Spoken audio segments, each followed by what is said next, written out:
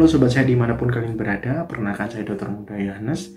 Nah, di video kali ini kita akan membahas suatu penyakit yang masih menjadi masalah di dunia per Maret 2020. Tidak lain dan bukan adalah COVID-19 atau Coronavirus Disease 19. Nah, kita anggap aja pada video kali ini coronavirus atau COVID-19 sebagai musuh kita. Nah, untuk menghadapi musuh, kita pasti tentu membutuhkan suatu strategi untuk memenangkan suatu peperangan. Nah, anggap saja kali ini kita mau perang ya. Mau perang, kita nyiapin strategi. Apa sih strategi yang kita perlukan untuk supaya kita bisa menang terhadap corona, terhadap COVID-19. Maka dari itu, di video kali ini, saya akan membagikan peluru atau strategi yang bisa kita gunakan untuk mengetahui strategi dari COVID-19 itu. Seperti apa sih COVID itu? Bagaimana si COVID ini bisa membobol pertahanan tubuh kita, dan apa saja peluru yang kita butuhkan untuk menyerang COVID-19 ini? Semuanya akan saya jelaskan di video berikut ini. Oke, kita awali dengan strategi COVID-19 saat menyerang Indonesia. Diawali pada tanggal 31 Desember 2019, COVID-19 ini mulai menunjukkan eksistensinya pertama kali di Wuhan, China. Kemudian berlanjut pada pertengahan Februari 2020, COVID-19 ini mulai mengeluarkan pasukannya untuk memperluas daerah kekuasaannya sehingga berdampak dan menjadi tonggak dimulainya suatu pandemi atau wabah dunia. Nah, di video kali ini, kenapa tadi saya bilang pasukan gitu ya, kita anggap saja saat ini kita sedang menyusun strategi untuk menyerang COVID-19 ini. Dan COVID-19 ini kita ilustrasikan sebagai musuh kita posisikan sebagai musuh kita. Oke, setuju? Next. Tidak sampai pertengahan Februari, tapi pada tanggal 2 Maret 2020, COVID-19 mulai berani menyebarkan pasukannya pertama kali di Indonesia, yakni di Jakarta. Tidak puas menyebar di Jakarta, COVID-19 ini juga mulai menguasai Surabaya, Indonesia pada tanggal 14 Maret 2020. Dan puncaknya pada 5 April, ini mulai pada 5 April 2020, COVID-19 ini mulai menyebar ke beberapa kota di Indonesia dan semakin meluas pada 17 April 2020.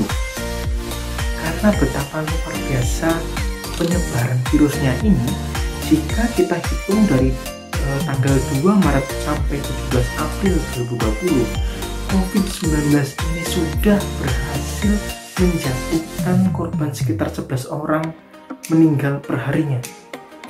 Benar luar biasa ya eksistensi COVID-19 ini. Oke, next.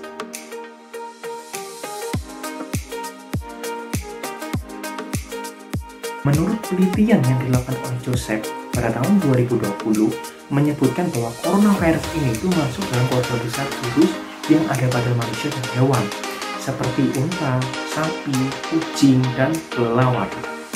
Dan pada penelitiannya juga dia menyebutkan ada 7 jenis virus pada coronavirus ini. Pertama adalah 2 jenis coronavirus alpha. Kemudian ada 2 jenis coronavirus beta, yang pada coronavirus alpha dan coronavirus beta ini dia hidup pada manusia. Terus untuk jenis virus berikutnya adalah virus MERS-CoV yang dia menyebabkan penyakit MERS. Terus selanjutnya ada SARS-CoV, penyakit yang menyebabkan penyakit SARS. Dan terakhir, menurut Joseph, ada jenis SARS-CoV-2 yang dia tidak lain menyebabkan penyakit COVID-19 ini. Nah, untuk virus MERS-CoV, SARS-CoV, dan SARS-CoV-2 ini adalah virus yang hidup pada hewan yang kemudian berpindah ke manusia.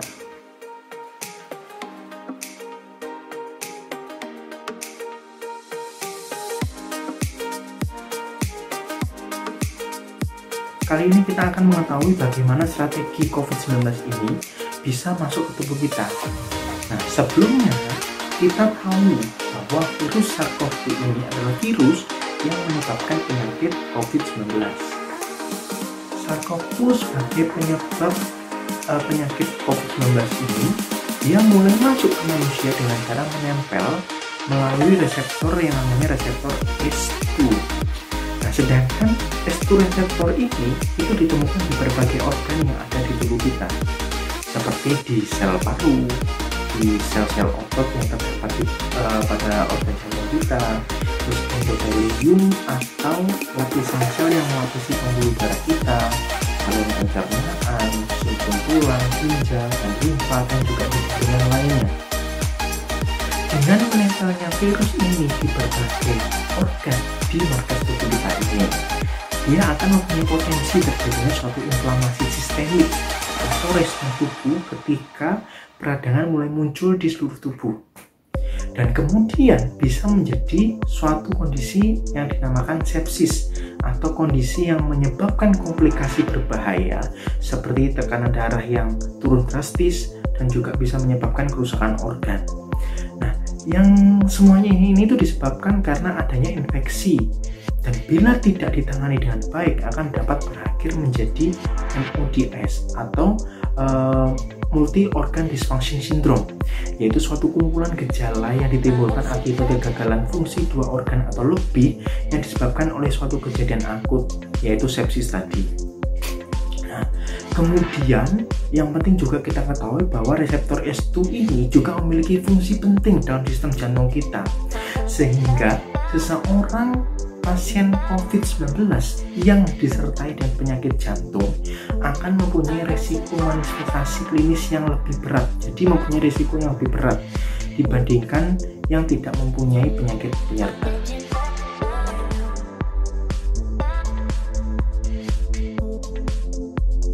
Selanjutnya, bagaimana sih strategi penyebaran dari virus COVID-19 ini? Disebutkan menurut Joseph pada tahun 2020, itu konsep awal virus ini itu disebabkan atau disebarkan oleh hewan. Salah satunya adalah ular dan kelelawar. Dan kemudian virus yang hidup pada hewan ini akan berpindah ke manusia melalui memakan hewan tersebut, atau mungkin juga bisa dengan kontak dengan hewan tersebut. Nah, kemudian saat terjadi wabah, penularannya akan bertambah, tidak lagi dari hewan ke manusia, namun bertambah menjadi penularan antar manusia. Contohnya misalnya orang yang sebelumnya tidak mengalami atau tidak terdapat virus SARS-CoV-2 atau COVID-19 ini, saat dia bertemu dengan pasien dengan positif COVID akan tertular. Nah, juga untuk mode utama transmisi atau mode utama penularan dari virus ini itu yang sekarang disetujui adalah secara droplet dan vomit. Vomit ini artinya adalah kontak dengan benda yang sudah terkontaminasi dari droplet tersebut. Juga contohnya misalnya handphone, baju kita ini, kemudian juga benda-benda lain yang dipegang oleh tangan yang sudah terkontaminasi, kemudian dipegang orang lain yang belum tertular, sehingga menyebabkan orang lain yang belum tertular tadi akan menjadi tertular. Nah, virus ini juga bisa bertahan hingga 4 jam pada permukaan tembaga, 24 jam pada kardus, dan hingga 72 jam pada permukaan plastik dan stainless steel. Kemudian disebutkan lagi bahwa mode transmisi atau penularan lain itu masih memungkinkan terjadi. Oleh karena seperti yang saya sampaikan sebelumnya, bahwa virus ini tuh bisa menyerang saluran pencernaan kita sehingga bisa muncul keluhan diare. Kemungkinan juga bisa terjadi secara fekal oral. Artinya apa sih fekal oral itu? Yaitu artinya di mana virus ini akan masuk ke dalam mulut kita melalui benda, melalui makanan, melalui minuman yang sudah terkontaminasi oleh tinja atau feses dari penderita. Namun untuk transmisi atau cara penularan ini itu masih belum ada buktinya. Namun lebih baiknya kita juga jaga-jaga supaya juga selain juga terhindar dari virus COVID-19, kita juga terhindar dari virus atau namanya rotavirus yang menyebabkan misalnya keluhan diare dan lain-lain.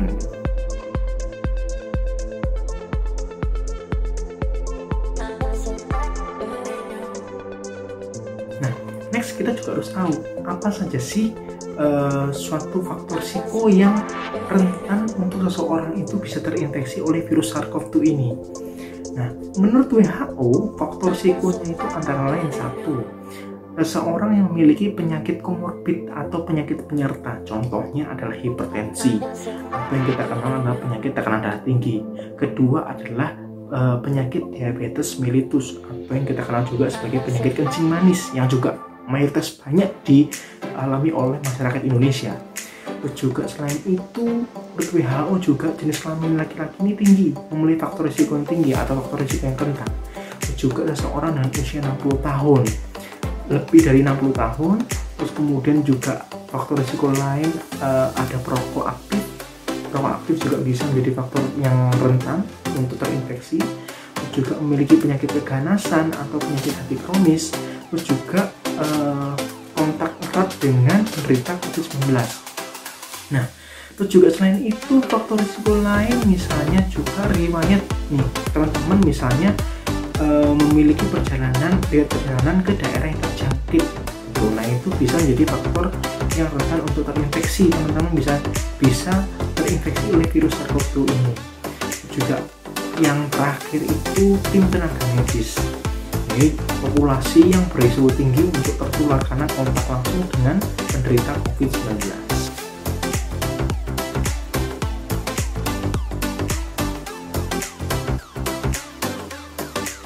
Selanjutnya kita akan bahas bagaimana sih keluhan yang biasanya muncul pada penderita COVID-19. Pertama, sekitar 81% itu tanpa menunjukkan suatu gejala atau yang kita sebut sebagai asimptomatik. Namun pada kasus ini 81% itu juga bisa disertai dengan gejala ringan. Contohnya seperti apa gejala ringan itu? 1. Misalnya berupa infeksi saluran napas atas yang tidak ada komplikasi atau tidak disertai dengan komplikasi. Kedua, ada keluhan demam, ada keluhan batuk, keluhan muntah, terus juga tubuh menjadi lemas, rasa lelah berlebihan itu juga bisa.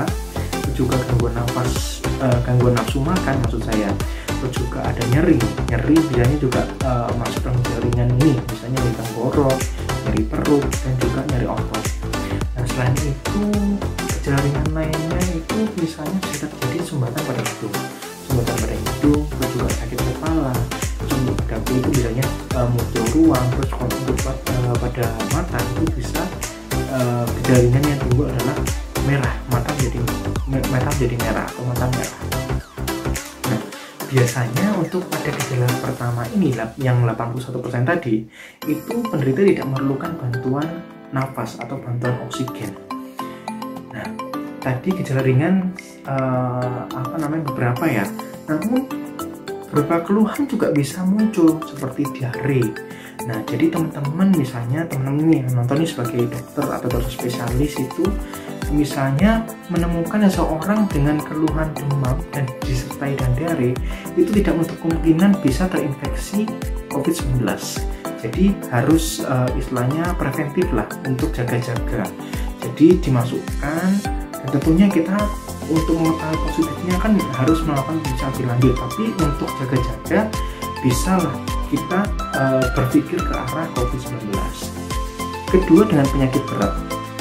Nah, pada penyakit berat ini biasanya juga dapat terjadi pneumonia itu sekitar 14% teman-teman. Dan juga biasanya itu terjadi hipoksemia. Hipoksemia ini artinya adalah kondisi di mana kadar oksigen di dalam darah itu rendah. Terus juga sekitar 50% kasus yang bisa terjadi itu adalah terjadinya infeksi paru pada rongga dada.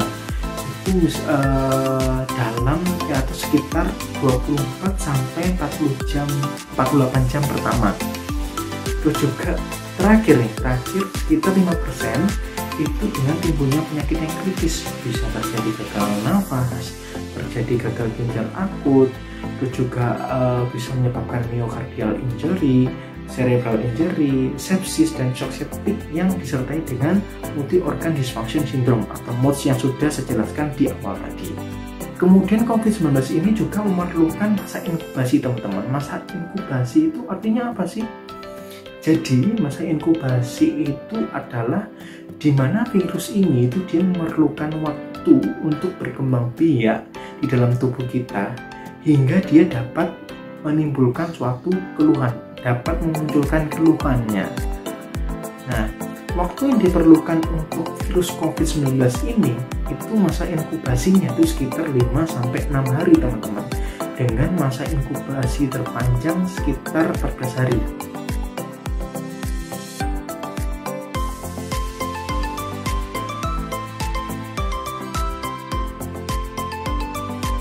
Kita harus tahu juga kelompok-kelompok apa saja yang masuk dalam klasifikasi penderita COVID-19. Nah, kali ini dari WHO, dari Badan Kesehatan Dunia sudah mengelompokkan.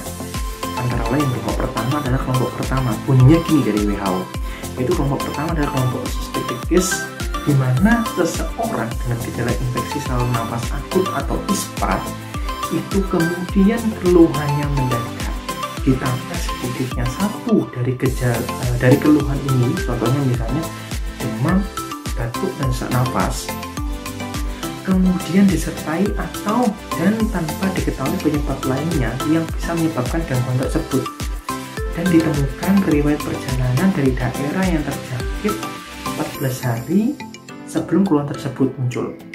Ini kata-kata yang saya kutip langsung dari WHO.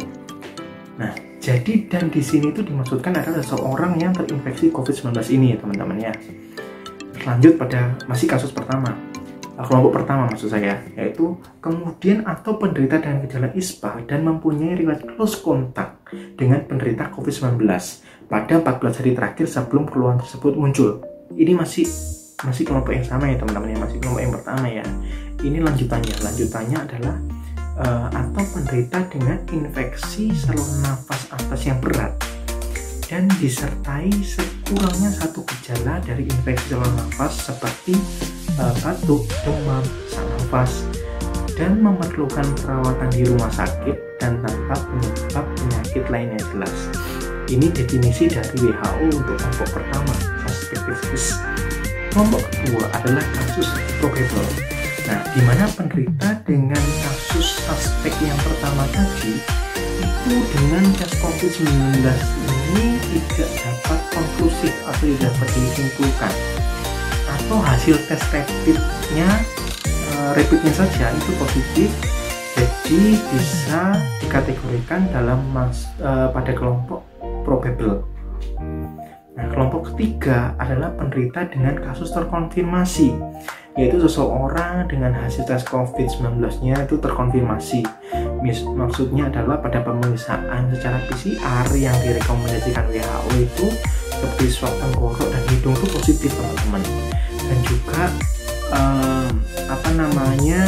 dari hasil ini kita sudah tahu bahwa pasien ini sudah benar-benar positif COVID-19 tanpa harus melihat tanda klinis atau keluhan yang dirasakan. Jadi sudah pasti termasuk dalam kasus atau kelompok terkonfirmasi. Itu tadi menurut Badan Kesehatan Dunia.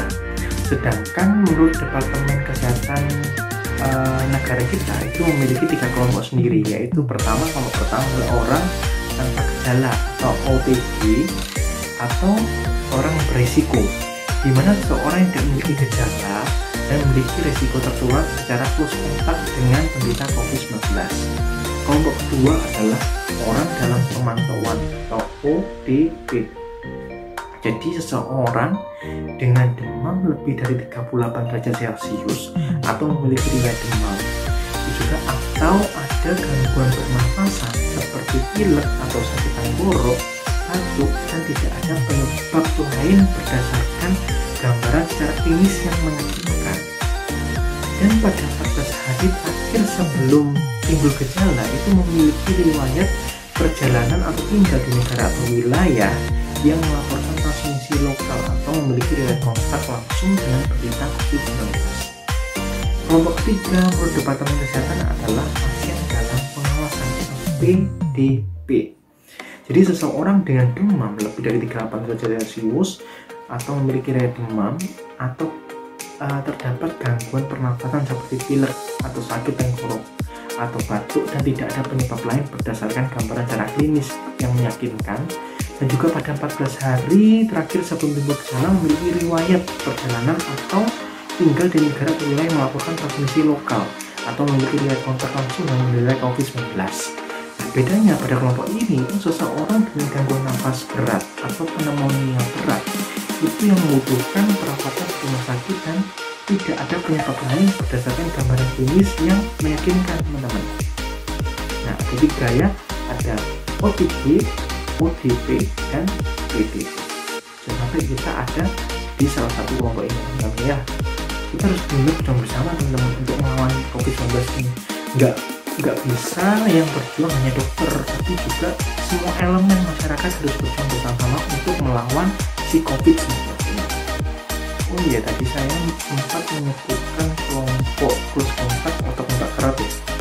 Jadi pada kelompok close contact atau kontak erat ini yang dimaksudkan adalah seseorang yang dia tinggal serumah dengan penderita COVID-19 terkonfirmasi ya. Terus juga seseorang yang melakukan kontak langsung secara fisik dengan penderita COVID-19, contohnya dengan bersalaman.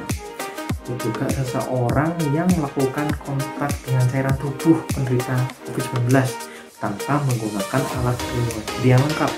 Ini biasanya terjadi pada petugas medis paling besar. Terus juga seseorang yang berhadapan muka dengan penderita COVID-19 dengan jarak kurang dari 2 meter selama lebih dari 15 menit. Ini bisa menjadi kelompok close contact. Contohnya misalnya di ruang kelas, di ruang meeting, ruang rapat, juga di tempat tunggu rumah sakit dan sebagainya. Makanya sekarang kan banyak di tempat tunggu rumah sakit atau bank atau yang lainnya kan dijarakin ya, supaya untuk menghindarkan seseorang masuk dalam kelompok close contact. Terus juga tugas kesehatan atau laboratorium yang menangani secara langsung kasus COVID-19 tanpa pelindungan diri yang lengkap percobaan tadi. Terus juga seseorang yang berada di pesawat terbang atau di kendaraan umum lainnya bersama dengan penderita COVID-19 itu otomatis akan menjadi kelompok close contact.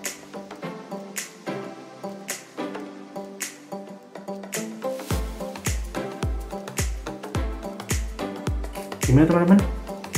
Sampai sini udah mulai kesel sama COVID-19? Kalau saya sih dari awal penjelasan udah mulai kesel nih sama COVID-19 nih. Nah, di selanjutnya ini saya akan memberikan informasi terkait pemeriksaan lanjutan yang diperlukan untuk mengkonfirmasi seseorang itu positif COVID-19 atau tidak. Kali ini itu sedikit berat ya teman-teman, sedikit berat lah penjelasannya. Mungkin sebelum mulai penjelasan tarik nafas dulu baru kita mulai. Next, jadi beberapa pemeriksaan laboratorium yang bisa dilakukan itu antara lain yang pertama adalah pemeriksaan rapid test yang merupakan pemeriksaan primer. Di sini dia merupakan metode screening awal untuk mendeteksi antibodi yang ada di tubuh kita. Contohnya adalah IgM atau immunoglobulin M dan IgG atau immunoglobulin G. Terus yang diproduksi oleh tubuh untuk melawan virus, khususnya virus corona. Nah, antibodi ini tuh akan dibentuk oleh tubuh bila ada paparan virus corona. Itu juga digunakan untuk seseorang dengan disertai gejala atau tanpa disertai dengan gejala. Itu pemeriksaan pertama. Pemeriksaan kedua adalah bisa dengan menggunakan pemeriksaan darah rutin. Pengambilan darah, biasanya kan kalau ada melihat di rumah sakit diambil darahnya, karena itu termasuk pemeriksaan darah rutin. Biasanya ditemukan tanda leukopenia, hasil leukopenia. Atau maksudnya leukopenia adalah kondisi ketika jumlah sel darah putih di dalam tubuh itu mengalami penurunan hingga di bawah nilai normal. Terus juga selain leukopenia didapatkan hasil leukositosis. Nah, leukositosis itu maksudnya kondisi medis di mana seseorang itu memiliki jumlah sel darah putih yang terlalu banyak. Tadi sudah tahu leukopenia, leukositosis. Nah, ketiga didapatkan hasil limfopenia atau suatu kondisi dengan tingkat sel darah putih yang rendah. Nah, 80% dari penderita COVID-19 ini tuh limfositnya atau sel darah putihnya itu menurun, dan kemudian juga bisa terjadi trombositopenia atau kondisi saat jumlah keping darah atau trombositnya itu rendah atau bisa dikatakan juga di bawah nilai normal, teman-teman. atau trombositnya itu menurun seperti seseorang saat dia terinfeksi virus dengue atau saat sedang mengalami penyakit demam berdarah dengue DBD. Nah, dimana kalau trombositnya ini turun, itu merupakan suatu prognosis atau prediksi atau apa ya istilahnya itu ya prognosis yang kedepannya itu akan memiliki faktor yang buruk, risiko yang buruk.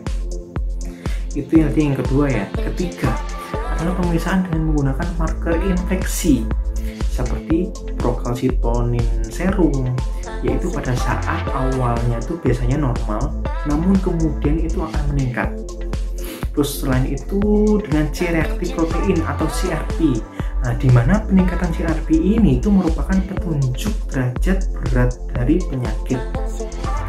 Kemudian yang keempat sampai keringat nih gara-gara corona.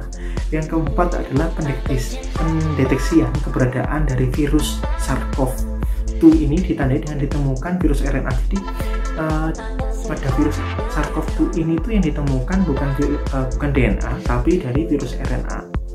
Nah, menggunakan PCR atau polymerase chain reaction. Nah, artinya itu swab test yang menggunakan sampel cairan dari saluran pernafasan bawah sebagai bahan pemeriksaan. Kemudian jika hasilnya positif itu harus diulang dengan SARS-CoV gen berbeda. Nah, tapi kalau hasilnya itu negatif itu dan kita curiga itu COVID-19, itu harus diulang dengan resampling atau dengan sampling yang sampling pada apa ya istilahnya kayak ya mulai dari awal lagi gitu ya. Nah, sebaiknya tidak mengirimkan sampel untuk biakan virus. Terus sebaiknya juga sampel juga diperiksa untuk patogen atau virus lainnya. Jadi untuk mengetahui apakah ada infeksi sekunder lainnya. Wah, ini aja dikit aja pusing ya teman-teman ya. Kalau bagian ini kalian nggak perlu ikut memikirkan, biar petugas medis atau petugas lab yang melakukan. Yang penting supaya kalian tahu aja pemeriksaan apa aja yang biasa dilakukan pada penderita COVID-19 supaya kalian juga nggak kaget. Oke, next.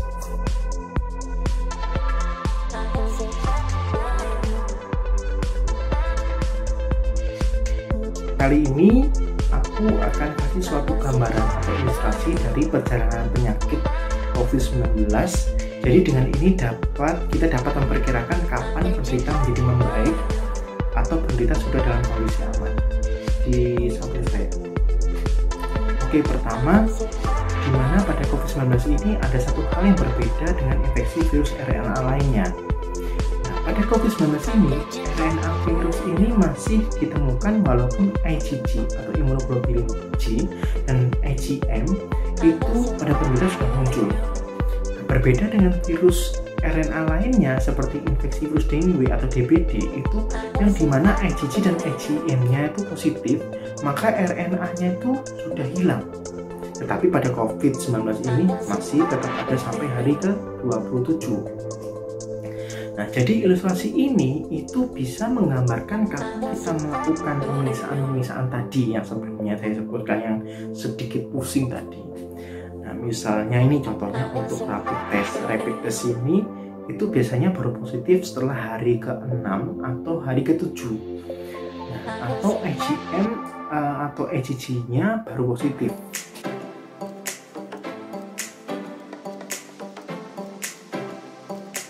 Gimana? Udah capek? Rasanya juga kayak denger corona, di mana corona, di Instagram corona, di Facebook corona, di WA corona, itu rasanya kayak corona terus gitu, capek gitu ya. Memang buat melawan virus salah satu virus ini tuh benar memerlukan perjuangan yang luar biasa. Makanya kali ini tuh mau kasih informasi begini untuk apa saja terapi yang bisa diberikan untuk penderita atau pasien dengan COVID-19 positif. Ini saya ambil dari Badan Kesehatan Dunia atau WHO dan Departemen Kesehatan Negara Republik Indonesia. Nah, sayangnya saat ini tuh belum ada obat antivirus yang disetujui untuk penderita COVID-19 ini, teman-teman. Beberapa terapi yang tidak disarankan untuk penggunaannya secara rutin itu misalnya penggunaan immunoglobulin IV atau IVIG, karena itu rekomendasinya lemah juga dan buktinya berkualitas rendah. Ya otomatis lah nggak akan disarankan untuk kalian kan, masa WHO sama Depkes ngasih yang tidak efektif untuk kok kalian, misalnya untuk penderita COVID-19. Terus misalnya lagi penggunaan plasma konvalesen secara rutin itu tidak dianjurkan karena sama rekomendasinya lemah dan buktinya berkualitas rendah. Terus selanjutnya juga penggunaan agen antivirus lopinavir atau ritonavir itu sama juga karena rekomendasinya juga masih lemah dan juga tidak cukup bukti untuk digunakan. Terus juga sampai itu efektivitasnya juga masih kurang teman-teman, dan juga ditinjau dari keamanan juga itu masih kurang untuk layak atau layak untuk digunakan sebagai rekomendasi tapi untuk pasien COVID-19. Juga disebutkan, nah ini tidak ada cukup bukti juga untuk mengeluarkan rekomendasi tadi yang agen antivirus dan juga tentang penggunaan dari interferon rekombinan, misalnya kloroquine atau hidroksikloroquine dan tocilizumab. Jadi yang banyak kan yang sempat rame yang kemarin itu ya orang-orang pada borong kloroquine, ngapain gitu kan, ini nggak direkomendasikan sama WHO sama Depkes kan, rugi eman-eman. Nah kesimpulannya itu Badan Kesehatan Dunia atau WHO itu menyebutkan terapi saat ini yang utama adalah terapi supportif, pendukung, dan juga pencegahan penyebaran penyakit secara luas ke masyarakat lainnya atau misalnya sesama kalian gitu loh. Jadi dengan cara ya tetap tinggal di rumah untuk mengurangi transmisi virus tadi.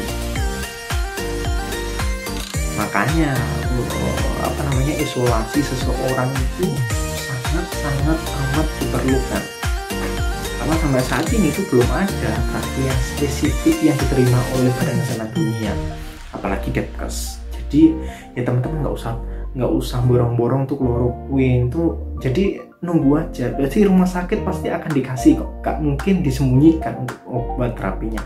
Pasti kalau itu sudah menjadi rekomendasi, pasti dari pihak rumah sakit atau dokter pasti akan memberikan terapi itu. Ini udah diagnosis, sudah cara pengeluaran sudah, terus pemeriksaan yang perlu dilakukan juga sudah, kelompok-kelompoknya juga udah, yang kurang siapa saja sih yang perlu diisolasi? Pertama, tentu saja seseorang yang sudah terkonfirmasi positif COVID-19. Tentu saja kalau sudah positif kan sudah melalui berbagai pemeriksaan ya tadi kita sebelum kita bahas yang pusing yang kuahnya gitu. Terus yang kedua, seseorang dengan gejala demam dan gangguan pernafasan, juga ada riwayat close kontak. Masih ingat kayak close kontak kalau lupa ini diundur sebelumnya kan sudah kena close kontak. Terus dengan seseorang yang terkonfirmasi atau positif COVID-19, terus juga memiliki riwayat perjalanan ke daerah atau dari daerah yang terjangkit COVID-19 dalam 14 hari terakhir. Jadi kalau misalnya kalian dari Surabaya, yang Surabaya ini sudah menjadi red zone atau menjadi zona merah untuk COVID-19, terus kalian pergi ke wilayah lain itu kalian harus isolasi 14 hari. Nah kalau bisa jangan tak usah pulang lah ya, di sini aja dulu sampai virusnya selesai. Ketiga, petugas medis dengan gejala demam, ISPA atau infeksi saluran pernapasan atas yang terlibat langsung dalam merawat pasien COVID-19, ini pasti harus isolasi. Juga atau memiliki riwayat close kontak dengan penderita COVID-19 selama 14 hari terakhir. Nah, ini juga sama, kalau misalnya di Wisma Atlet kan dia 14 hari jaga, 14 hari istirahat atau isolasi. Nah ini petugas medis ini juga wajib isolasi. Nah itu untuk siapa aja yang membutuhkan isolasi. Nah akhirnya kita sudah selesai juga ya bahas COVID ini. mulai dari apa sih COVID itu, terus cara penularannya, terus apa lagi tadi, keluhan yang muncul, terus pemeriksaan apa yang dilakukan kalau kita tahu kayak ini COVID nih, apa yang perlu kita lakukan. Nah, kita udah bahas tadi. Juga terapinya, kita jadi tahu, oh kalau untuk kulit itu ternyata aku misalnya kalau kita udah beli ya sudah, tapi jangan diminum, kan itu kan nggak direkomendasikan kan tadi. Terus juga terapi, terus juga siapa aja yang membutuhkan isolasi sudah kita bahas ya. Nah, makanya untuk melawan COVID-19 ini yang penting selesai nih, yang kasus yang paling banyak terjadi akhir-akhir ini. Nah, saat kalian diizinkan, jangan sampai misalkan diizinkan mengalami keluhan demam, misalnya demam atau yang bersifatnya merepet-repet kayak ini COVID nih, gitu kan. Itu saat kalian datang ke dokter, saat kalian datang ke IGD itu ya jangan bohong dong. Kalau misalnya kalian tanyain tentang riwayat kontak dengan pasien COVID atau misalnya riwayat perjalanan kalian, itu jangan sampai bohong. Karena apa? Kalau misalnya kalian bohong itu kalian juga dosa.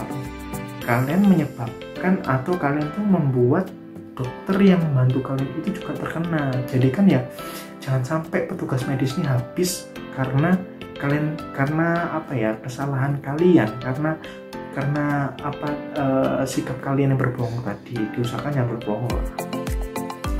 Terus juga apa yang paling penting, tetap stay at home. Kalau tidak perlu yang mendesak untuk keluar ya jangan keluar. Bagi yang misalnya jauh tempat asalnya, kalau bisa ya jangan mudik dulu ya. Karena saat kalian berada di zona merah dan kalian pulang ke yang misalnya keluarga kalian, ke tempat asal kalian ya, dan di situ ada nenek kalian yang umurnya lebih 60 tahun ya, kita terjadi faktor resiko berarti kan ya, itu akan memberikan hal yang kurang baik atau memberikan dampak yang kurang baik untuk nenek kalian, contohnya itu. Karena kan kalian mungkin saja bisa membawa sebagai karier, sebagai pembawa virus juga. Nah, makanya yuk satukan hati, satukan visi, satukan kekuatan untuk bersama-sama melawan COVID-19. Terima kasih ya semuanya udah menonton video ini dari awal, pertengahan hingga akhir. Nah, kalau ada saran dan kritik, bisa lah kontak saya di email supaya saya tahu apa yang perlu saya perbaiki, apa yang perlu saya tambahkan. Nah, itu bisa kalian sampaikan lewat email yang sudah saya tambahkan di description di bawah ini. Nah, juga ayo komen di bawah dong, kira-kira kalian mau aku bahas tentang kasus penyakit apa nanti, supaya next kita bahas kasus yang seperti kalian mau. Oke, sekian dari saya tentang COVID-19, semoga bermanfaat. Dan tentunya apa yang saya sampaikan hari ini untuk kedepannya mungkin nanti akan ada perubahan lagi, ada pembaruan lagi dari Badan Kesehatan Dunia maupun dari Departemen Kesehatan Negara Indonesia. Jadi nanti kalau ada perubahan, saya akan perbarui, saya akan buat video lagi tentang COVID-19. Baik, sampai jumpa di seri berikutnya.